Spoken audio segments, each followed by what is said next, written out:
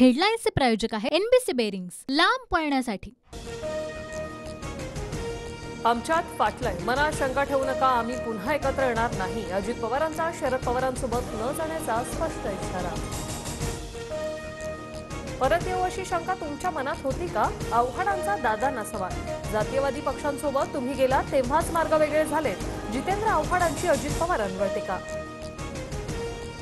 शिंदे गटाचे आढळराव राष्ट्रवादीच्या वाटेवर, अजित पवारांनी घेतली आढळरावांची भेट। भेटीत शिरूर लोकसभेच्या उमेदवारीवरून दोघांमध्ये अर्धा तास चर्चा। वडीलधाऱ्यांनी आम्हाला मुभा द्यायला हवी, आम्ही आता 60 पार केली, 70 नंतर मुभा देणार आहात का? अजित पवारांचा शरद पवारांना सवाल। कलाकारांना उमेदवारी देणं ही आमची चूक, अजित पवारांचं वक्तव्य। तर 3 पक्ष फिरून येणाऱ्यांनी स्वाभिमानाच्या गप्पा मारू नये, अजित पवारांची अमोल कोल्हेंवर टीका। कलाकाराला उमेदवारी देणं चूक असेल तर पक्षात असा निरोप सारखा का पाठवता? अमोल कोल्हेंचा दादांना सवाल। हनुमंत कोकाटेंकडून मला इंदापूर तालुक्यात फिरू न देण्याची धमकी, हर्षवर्धन पाटलांची फडणवीसांकडे तक्रार। तर हर्षवर्धन पाटीलच भरणेंच्या मागे गेल्यास वाटोळा करेन अशी धमकी देतात हनुमंत कोकाटेंचं वक्तव्य।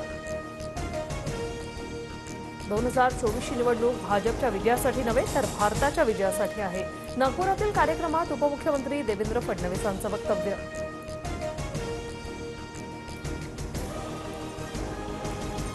पुणे पोलीस आयुक्तांच्या सूचनेनंतरही गुंड निलेश गायवळचं रील होतंय व्हायरल।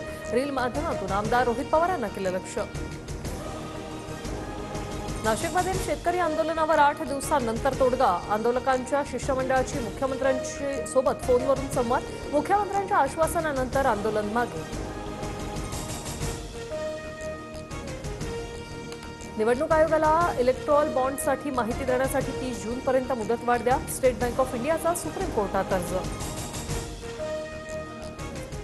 हेडलाईन्सचे प्रायोजक आहे एनबीसी बेरिंग्स, लांब पळण्यासाठी।